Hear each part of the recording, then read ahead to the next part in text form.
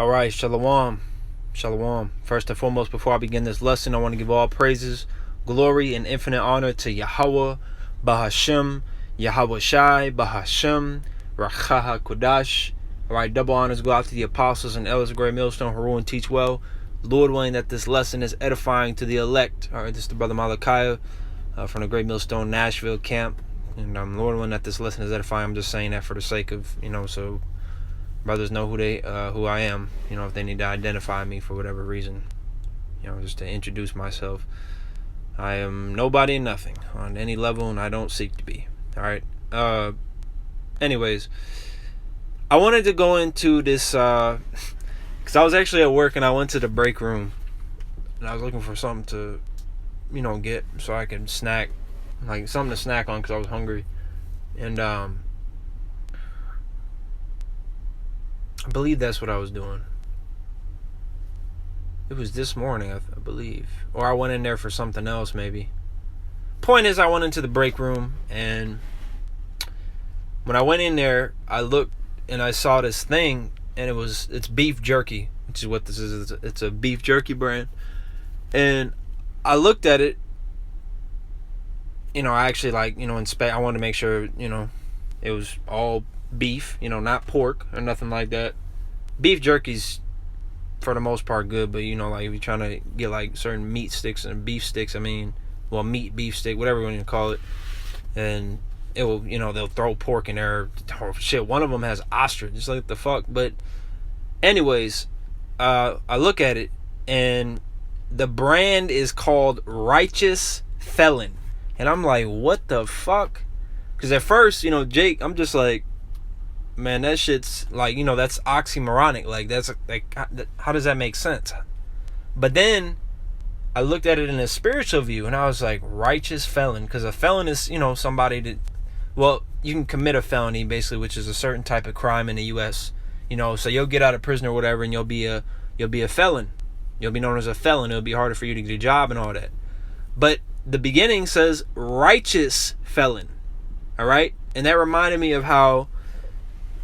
Salaki, that reminded me of how some of us brothers and sisters out here, we're going to get cast into prison for serving Yahweh Shema Shai, all right, which would make you, a righteous prisoner, a righteous felon. You're doing righteous works. Yahweh wrapped us up, we're of the elect. We're doing the best we can to worship and praise Yahweh Bahashem Yahweh Shai.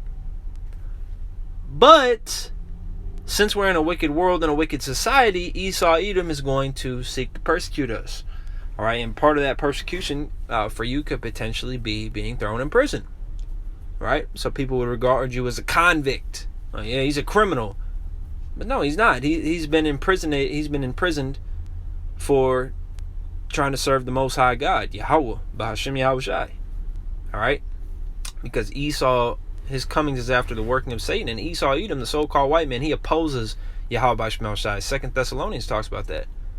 He opposeth and exalteth himself above all that is called God. All right, so you would be a righteous felon. You would be a convict, but you're serving the Lord. You didn't do nothing wrong. You didn't murder nobody. You didn't steal. You didn't do anything. But yeah, you're in prison. You're a righteous felon. So I was like, hey, that's pretty heavy, and the Wadi Yahweh Shema Shai, the Lord kept this in my mind because I wanted to do a lesson on it, something real quick. Really, I guess you could say exhortation. Exhortation. Whoops.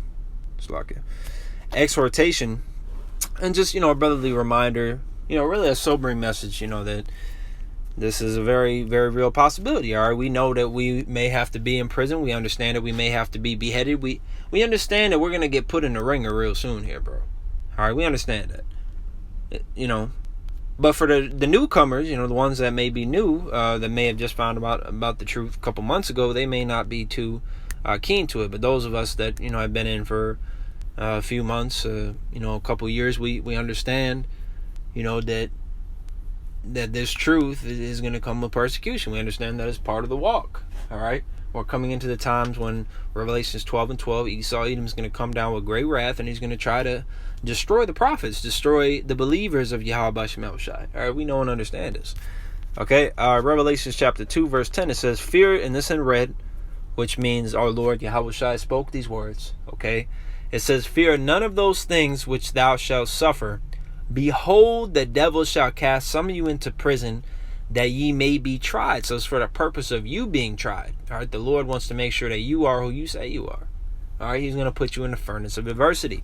All right, "And ye shall have tribulation 10 days. Now that's not literal. All right, it can be any amount of days. It could be 1 day, it could be 10 days, it could be 5, it could be a couple hours. Who knows? All right, everybody, every brother's walk. It's one thing brothers mention from time to time. Every brother, has came from their own path of life, their own walk of life, and every brother's going to have their own story in the kingdom. We're all going through different things. We're all experiencing different things. We all have different thought processes, and with certain scenarios and situations, it's going to be beautiful. All right, so one brother may be in for 10 days. One brother may be in for 2 months. One brother may be in for 35 minutes. Who knows?